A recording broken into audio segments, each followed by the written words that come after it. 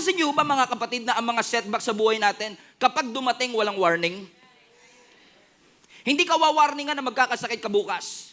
Hindi ka wawarningan na magkakaroon ka ng matinding problema bukas. Hindi ka wawarningan na yung tawag na sasagutin mo will change the trajectory of your life. Amen? Walang ka-warning-warning, ang nakakapagtaka pa, ang mga pagsubok, ang mga setback sa buhay natin, wala nang warning, sabay-sabay pa. Hindi nagpapaschedule. Walang organizational chart. Sabi, di mo man sabihin, ba't inuna nyo kagad yung mabigat, February pa lang? Sana nilagay nyo sa October para tumatag-tatag naman ako ng konti. Pwede bang yung problemang to, sa June mo na ilagay, masyado pang hectic ang schedule ko, kaka-break up lang namin ng Valentine's. Nilagay mo na kagad ngayon, nagsiselebrate ako ng graduation, kayo talaga oh. Bigla na lang dumarating, magugulat ka na lang, dumating na, hindi nagpaimbita, sabay-sabay pa. Tignan nyo yung nangyari kay Peter, ha? Patong-patong ang sitwasyong nangyari sa kanya. Kung binasa po ninyo yung binasa natin kanina, si Peter nakakulong. Pangalawa, si Peter nasa death row. Kinaumagahan, papatayin na siya. Si Peter, binabantayan ng at least 16 soldiers. 4 squads of 4 soldiers, nakabantay sa isang tao lamang. And next, si Peter was in chains. Meron sa kamay, meron sa paa. You don't understand. Si Peter nakakulong. Nasa death row.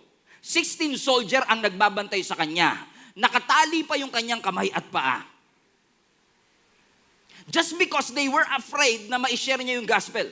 And to lead these people closer to Jesus Christ. You don't understand. Si Peter nakulong. Si Peter may death row. Kinaumagahan papatayin na. Binabantayan ng 16 soldiers at siya po ay naka-chains. This is a setback. You know why? Because their mission is to share the gospel of Jesus Christ. How can you share the gospel kapag may bantay ka 16 soldiers? Nakakulong ka at kinaumagahan, pwede kang patayin.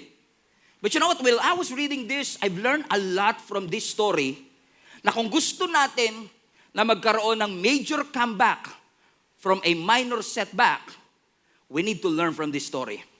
Kasi naniniwala tayo based on this story na si Peter, oo nakulong, oo si Peter may death threat, o nasa death row, pero pinakawalan siya ng ating Panginoong Yesus. At nung nakabalik sila, they grew exponentially. Mas matindi pa sa paglago nila nung nakaraan. Palapakan natin ang Panginoon. So how can we prepare for a comeback? Are you ready? Because we can learn something from this story. Number 1, if you want to prepare for a comeback, number 1, prepare your heart. Puso na naman, Pastor, kakatapos lang ng February, hindi nga ako dinala ng flowers eh. Sama ng loob ko. Okay? Wala naman kayo eh. Okay. Sabi ng first one, if you want to prepare for a comeback, you must prepare your heart. Kung babalikan natin yung verse 6, sabi ng verse 6, nung gabi, bago iharap ni Herodes si Pedro sa bayan. In other words, nung gabi bago siya patayin. Nung gabi na supposedly dun i-execute yung kanyang death penalty, nung gabi bago iharap ni Herodes si Pedro sa bayan, everybody read, natutulog ito. Now, listen, nasa delikado at matinding sitwasyon si Pedro, and yet, sa kabila ng one of the worst scenario in his life, kinaumagahan, papatayin na siya. Talagang pinili niyang matulog. I mean, kung mamamatay siya next day, matagal-tagal na tulog na yon. Correct? Tapos gusto mo extended pa? Mas maaga pa. I mean, in the midst of a worse situation, nakuha niya pang matulog. Which made me realize and which made me wonder, ano kaya ang laman ng puso ni Peter kung kaya't nakuha niya pang matulog sa gitna ng sitwasyong ito? Na kung binasa niyo po yung binasa natin kanina, hindi lang siya basta tulog. Malalim yung kanyang tulog. Bakit? Kasi hindi siya magising to the point na yung anghel pa ang tumapig sa kanya para lang siya'y magising. Ibig sabihin, tulog mantika si Pedro sa panahon na papatayin na siya kinaumagahan. Anong meron sa puso ni Peter? Anong confidence meron si Peter na pwede nating matutunan in the midst of a setback in our life. Kasi alam ko lang, kapag dumanas tayo ng setback, hindi ka makatulog. Ang puso mo worried, ang puso mo anxious, ang puso mo takot. So what can we learn from the life of Peter here? Let me ask the question, paano ba siya nakatulog in the first place? Well, kung babalikan natin ang context, so that's why context is very important. Kasi kung babalikan natin 8 chapters before, in Acts chapter 4, nakulong din si Peter, pero nakalaya. Siguro iniisip ni Peter, I've been to this situation before. And if God delivered me back then, He can deliver me now. Kung niligtas ako ng Panginoon nung nakaraan, alam kong ililigtas pa rin ako ng Panginoon ngayon. Hindi ito ang unang beses na nakulong ako. Hindi ito ang unang beses na narito ako sa sitwasyon na ito. And if God rescued me before, He can rescue me again. If God did it before, God will do it again. Kung pinalaya ako ng Panginoon noon, kaya pa rin akong palayain ng Panginoon ngayon.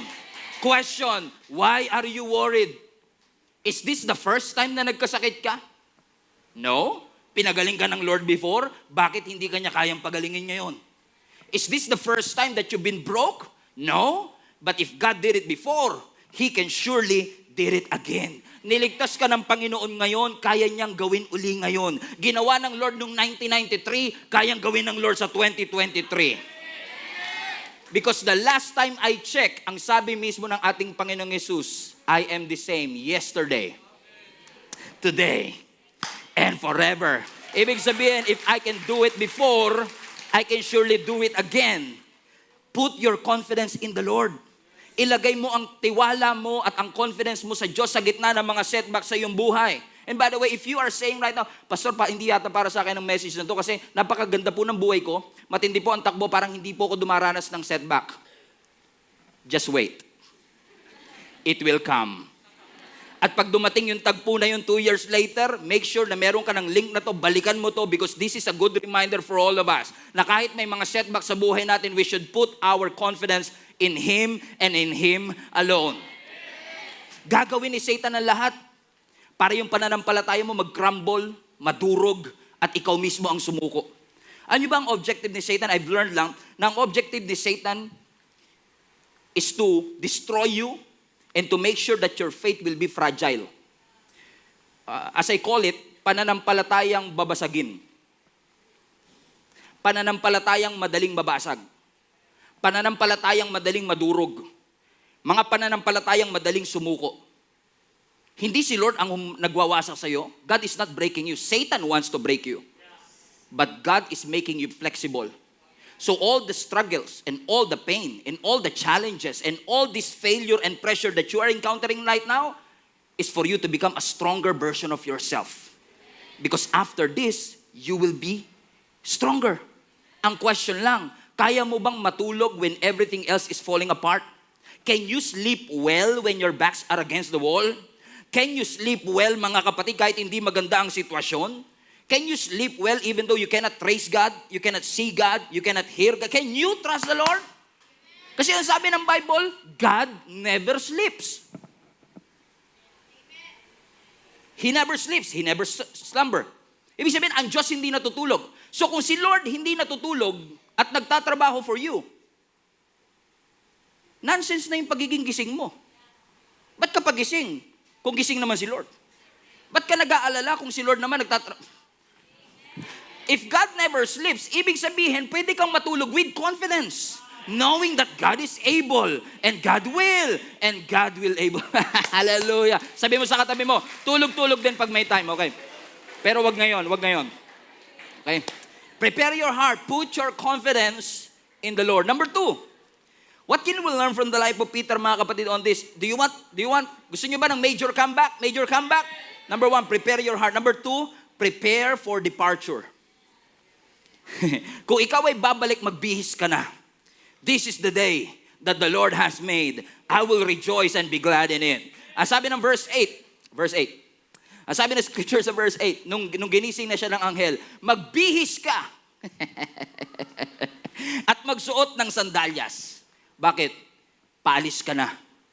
You are now transitioning from a life of setback to a life of comeback. Kasi ang setback ay set up for a great comeback.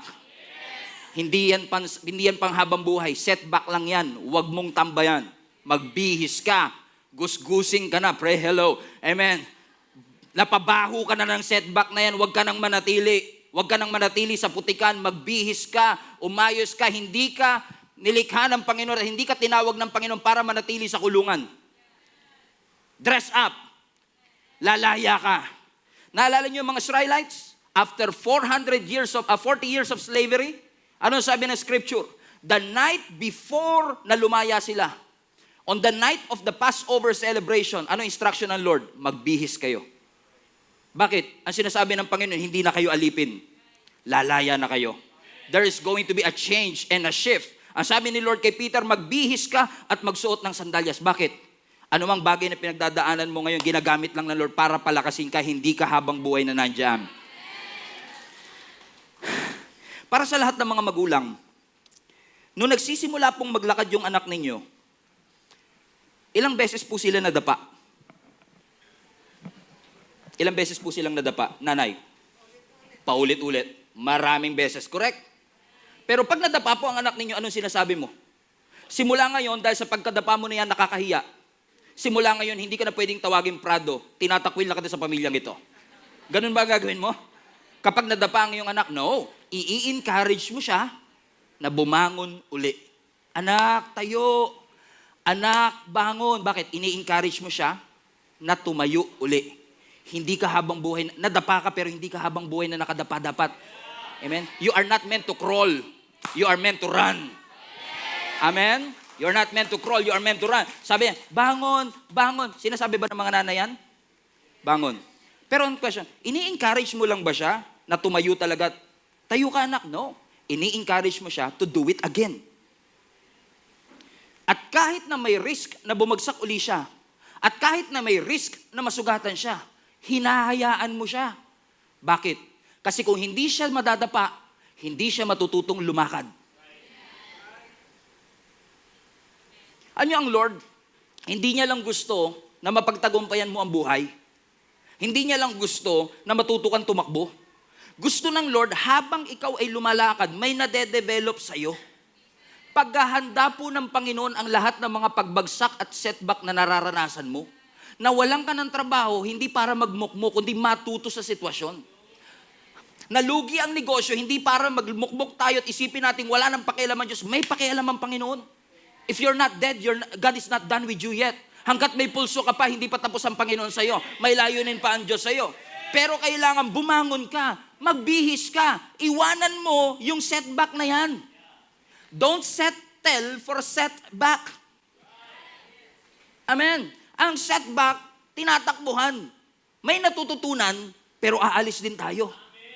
So kailangan, kapag nandun tayo sa sitwasyon at ginising na tayo ng Panginoon at tinampik tayo ng Panginoon, bihis na, prepare to live your old life. Prepare to live your old habits. Hallelujah. Prepare to live. Prepare to change. Kasi may bagong direksyon na gustong pagdalhan ang Panginoon sa iyo. Kaya isinara, may bubuksang bago. Kapag sinara ng Diyos ang pinto, ang bintana, may mas malaking bintanang bubuksan ng ating Panginoon. When God closed the door, greater is on the way. When God closed the door, there is more. The trials that you face will produce strength, endurance in your life. May tinuturo ang Diyos. Yun nga lang, unfortunately, hindi talaga madali pag dumaan tayo dito. Kaya minsan tayo, hindi tayo kagad makabangon at makapagbihis kasi shocked pa tayo. Para ka nawara shock boom. Bait-bait ko, nangyari sa akin to. Ang tali-talino ko, bumagsak ako. Di ba? Nasa-shock ka Ang galing ko sa business, nalugi. Bakit? Ikaw mismo shock. Because you're not ready yet. Sa Romans chapter 5, verse 3 to 5, watch this. Ikinagagalak din natin ang mga kahirapang ating tinitiis. Pause. Basahin uli natin. Ikinagagalak din natin ang mga kahirapang... hold on. Sino sa inyo pag nahihirapan, masaya pa kayo? Yung na-hospital yung magulang mo, ay Lord, thank you, na-hospital sila. Matagal na rin kami bored sa bahay talaga, actually. Buti naman, may change of environment. Di ba? Sino sa inyo ikinagagalak nyo pa kapag may mga pagsubok na dumating sa inyong buhay? Obviously not. Pero bakit ang sinasabi ng Bible, ikinagagalak natin, dinamay pa tayo. Kayo na lang yan. Pero bakit sinabi ni Apostle Paul, ikinagagalak natin ang mga kahirapang ating tinitiis? Maiintindihan lang natin yung part na yan pag tinuloy natin yung verse. Ulitin natin. Ikinagagalak din natin ang mga kahirapang ating tinitiis dahil alam nating ito'y nagbubunga ng pagtsatsaga. At ang pagtsatsaga ay nagbubunga ng mabuting pagkatao. At ang mabuting pagkatao ay nagbubunga ng pag-asa. At hindi tayo binibigo ng pag-asang ito sapagkat ang pag-ibig ng Diyos ay ibinuhos na sa ating mga puso sa pamamagitan ng Espiritu Santo na ipinagkaloob sa atin. Let me repeat. Ang sabi ng Scripture, ikinagagalak daw dapat natin ang mga kahirapang ating tinitiis. Sino sa inyo masaya po kayo? Pinopost nyo pa sa Facebook, ay glory to God, nalugi yung negosyo namin. Purihin natin ang Panginoon. Ikinagagalak nyo ba pag may kahirapan na tinitiis? Hindi. Pero ang sabi ng Scripture, ikagalak nyo. Bakit? Dahil alam natin na yung mga hirap na yan, magbubunga ng pagtsatsaga. Magiging maligaya ka lang pala kung alam mo. Yan. Kung alam mo na may mabubunga siya sa'yo. So kaya hindi ka natutuwa madalas kasi hindi mo alam. Amen? Let me prove it to you again. Santiago chapter 1 verse 3. Nalalaman ninyo, yan na naman tayo sa mga alam-alam na yan. Okay? Nalalaman ninyo na ang pagsubok sa inyong pananampalataya ay nagbubunga ng pagtitiis.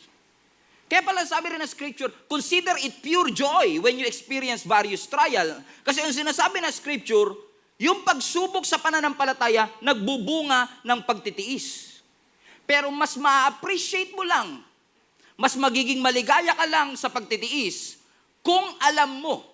Ang ganda na sinasabi, tignan nyo yung sinabi ng James ulit. Balikan na niyo yung one. Tignan nyo, ang ganda na sinasabi ni Santiago rito.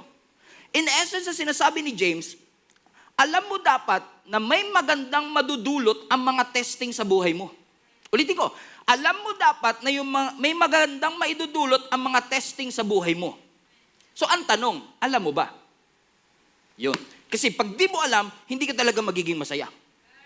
So ito ang sagot.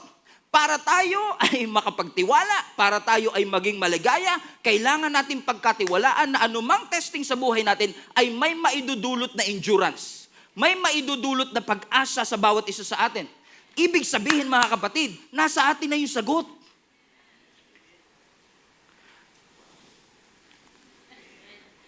Ang problema, hindi lahat ng nakakaalam ng sagot nagtatagumpay.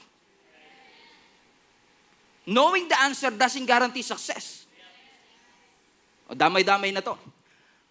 Minsan nagtataka ka, paano ba ako papayat? Alam mo ang sagot. Alam mo eh. Tama? Sino sa inyo totoo? Alam mo. Alam mo, hindi mo na kailangan ng trainer. Alam mo ang sagot, correct? Ay ba, naman problema ka? Pastor, ba't gano'n ha? Hindi ako makatulog sa gabi. Yung nakahiga ako, 3 oras na, hindi pa rin ako matulog. Alam mo ang sagot. Alam mo ang sagot na kapag binitawan mo yung cellphone, makakatulog ka. Right? Alam mo yun. But knowing the answer doesn't guarantee success. Hindi porket alam mo yung sagot. Kaya pala sabi ng Scripture, nalalaman ninyo yun. Kailangan alam mo pero hindi lang sapat na alam mo, dapat yung alam mo, ina-apply mo kapatid. Now ang question, ang Biblia ba nagkulang sa sagot? No. Alam natin ang sagot. Pag tayo ay malungkot, alam natin nandito ang sagot. Pag tayo ay worried, alam natin nandito ang sagot. And yet we give up anyway. And yet we surrender. And yet we throw in the towel. Bakit? Alam natin ang sagot, but knowing the answer doesn't guarantee success. Ano ba sinasabi ng Scripture sa Santiago chapter 1 verse 6? Subalit, ang humihingi ay dapat magtiwala sa Diyos at huwag mag-alinlangan. Sapagkat ang nag-aalinlangan ay parang alon sa dagat na tinataboy ng hangin kahit saan. Maliwanag, magtiwala sa Panginoon. Kawikaan chapter 3 verse 5, kay Yahweh ka magtiwala, buong puso at lubusan. Alam mo ang sagot.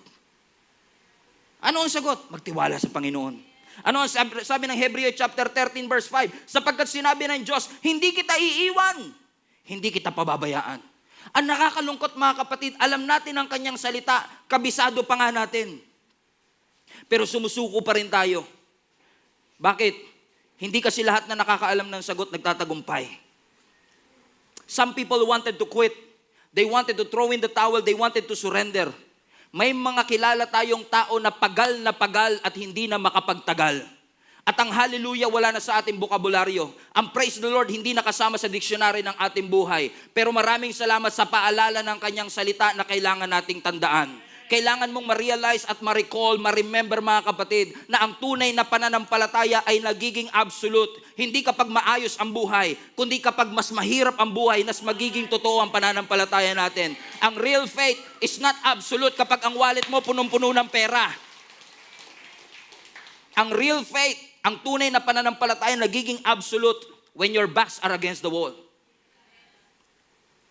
Kapag tinaningan ka ng doktor at wala ka ng malalapitan, nagiging totoo ang ating pananampalataya when all hell broke loose. At yung inaasahan natin ay hindi nangyayari sa ating buhay. Maraming salamat sa kanyang mga salita na nagpapaalala sa atin. Ugain man tayo ng pagsubok, hindi tayo magpapayanig. We were shaken to make us unshakable. And remain faithful. Don't give up your faith. Keep the fire burning. Keep up the faith. Sino po sa inyo gusto ng malalaking pananampalataya?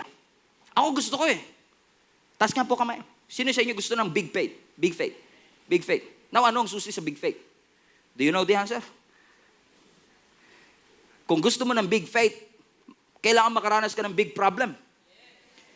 Kasi ang big faith, it doesn't make sense kung wala kang big problem. And minsan nagiging genuine and authentic ang faith mo kapag meron kang matinding pagsubok. Pansinin niyo to. Pag meron kayong, inuubo ako, tusiran. Para mainit ako ngayon, inom ka na kagad Biogesic every 4 hours. Walang pray yun. Di ba? Pero pag parang may bukol ako dito, pray tayo. All of a sudden, you need big faith. All of a sudden, you have to call your pastor, Pastor, pag-pray mo naman ako, may nakakapapo kong bukol dito, baka mamaya kung ano na po ito eh. Oh. Pastor, pag-pray mo nga po, halimbawa, yung anak ko, matigas ang ulo, pag-pray natin. Pero kapag yung anak ko, parang sinasanay ba ng diablo to? Okay, patawag mo na si pastor. Oh. Pag mga diablo na ang involved, pati kami sinasama. Kayo naman nagsimula niya, ba't yung kami dadamay? Amen? Bakit? Kasi minsan parang hindi matesting yung, parang takot tayo, no? Na dumanas sa malalaking pagsubok. And I understand where this is coming from. Pero sa totoo lang mga kapatid, kapag yung problema matindi, pero yung faith mo hindi sumusunod, ma-overwhelm ka. Doon nagsisimula na parang gusto na nating sumuko kasi yung faith hindi sumasabay sa laki ng problema. The bigger your Goliath, the bigger your faith should be. The higher the Jericho wall, the higher your faith should be.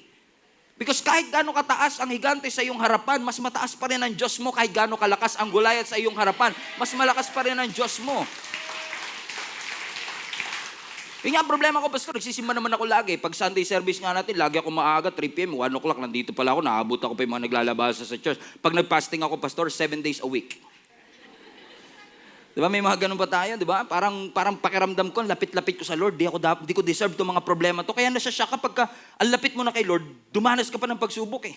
Kasi expectation mo, yung mga nakakaranas ng matitinding pagsubok, yung mga lumalayo sa Diyos, lumayo ka sa Diyos, bigyan ng problema yan. Bigyan mo na rin ng jacket, di ba? Baka ginawin. Pero ako, lagi ako nasa church, hindi ko deserve ito, Pastor. Now, listen to me. Even the righteous will fall. Even the righteous will go through this. Proverbs 24:16. Basa. Kawikaan 24:16. Ang taong matuwid, mabuwal man ng 7 ulit, tiyak makakabangon uli. Ganda! Alam ko kung saan kayo pumalakpak. Sa makakabangon ulit. Ha? Oh, nakakapalakpak naman talaga. Hindi pa makakabangon. Wow! Hindi pa tapos eh. Di ba? Kasi nakaka-inspire naman talaga. Makakabangon ulit. Usually, pag binabasa natin tong verse na to, madalas nakafocus na kagad tayo dun sa tiyak makakabangon ulit. Kasi hindi sinabing maybe eh. Di ba? Tiyak. May certainty. May assurance na makakabangon. Pero bago ka pumunta dun sa makakabangon, may sinabi pa sa simula. Amen? Ano yung sinabi sa simula? Ang taong matuwid, mabuwal man ng 7 ulit. Ibig sabihin, kahit taong matuwid, nabubuwal din. Di ba kaya nga nabuwal kasi hindi matuwid, pastor? Hindi, kahit matuwid nabubuwal. Kasi reminder ng Panginoon sa atin yon na wala kang pwedeng pagkatiwalaan kundi ang ating Panginoon lang. Ang pagbagsak natin, ang pagkalugi natin, ang pagkatanggal natin may look like a mistake. Sabihin natin sa Panginoon, Lord, nagkamali ka po yata. Mali po yata yung address na pinagdala nyo ng problema. Hindi po sa akin yan, sa kapitbahay ko po yan. Nagbe-videoke ito hanggang 3:00 sa madaling araw. Ito ang deserve ng mga pagsubok sa buhay. It may look like a mistake, but God knows exactly what He is doing. Kung inalaw ng Panginoon na mangyari sa iyo, para sa iyo talaga yan. Pero hindi ibig sabihin na kinalimutan ka ng Panginoon. Kasi kahit na matuwid,